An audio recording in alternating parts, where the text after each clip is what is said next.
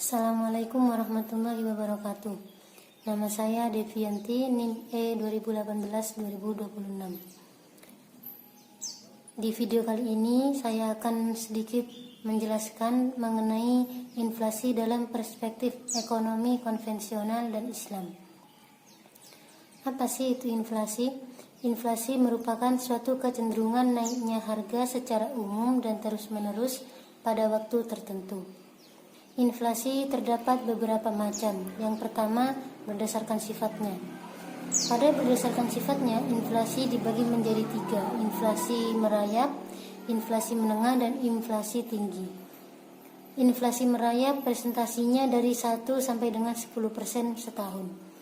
Adapun inflasi menengah presentasinya 10 sampai dengan 30% per tahun. Di inflasi tinggi presentasinya lebih dari 100% setahun. Yang kedua, berdasarkan penyebab dari inflasi, di mana di sini dibagi menjadi 2, yaitu inflasi permintaan dan inflasi penawaran. Inflasi permintaan terjadi akibat banyaknya permintaan dari masyarakat terhadap suatu barang, sedangkan persediaan barang tersebut sedikit. Yang kedua, inflasi penawaran. Inflasi ini terjadi karena banyaknya produksi suatu barang naik dan terjadi kekurangan produksi secara agregat. Yang ketiga, berdasarkan asal dari inflasi, dibagi menjadi 2, yaitu inflasi yang berasal dari dalam negeri dan inflasi yang berasal dari luar negeri. Selain macam-macam inflasi, di sini juga ada sebab-sebab inflasi, yang mana dibagi menjadi 3.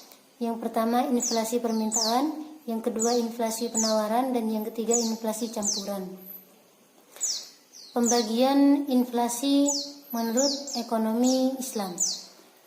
Tadi sudah membahas inflasi secara konvensional, sekarang membahas inflasi tentang ekonomi Islam atau inflasi dalam ekonomi Islam. Dalam ekonomi Islam, inflasi dibagi menjadi 2, yaitu inflasi yang bersifat alami dan inflasi yang bersifat human error inflation atau inflasi yang bersifat kemanusiaan. Dari ekonomi Islam, inflasi memiliki dampak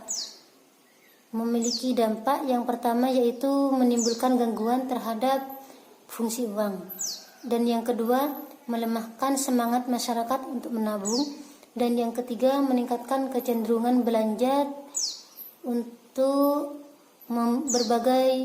barang-barang yang dibutuhkan oleh masyarakat, dan yang keempat, mengarahkan investasi pada hal-hal tidak produktif. Dari dampak tersebut, dalam ekonomi Islam memiliki solusi pada inflasi. Di sini ada 2 solusi. Yang pertama, kebijakan fiskal bertujuan untuk menciptakan stabilitas ekonomi, dan yang kedua, kebijakan moneter, yang dimana Bank Islam harus mengarahkan kebijakan moneternya untuk mendorong pertumbuhan dalam pemenuhan uang atau dalam penawaran uang yang cukup untuk mencapai harga stabil. Demikian video dari saya, kurang lebihnya mohon maaf. Assalamualaikum warahmatullahi wabarakatuh.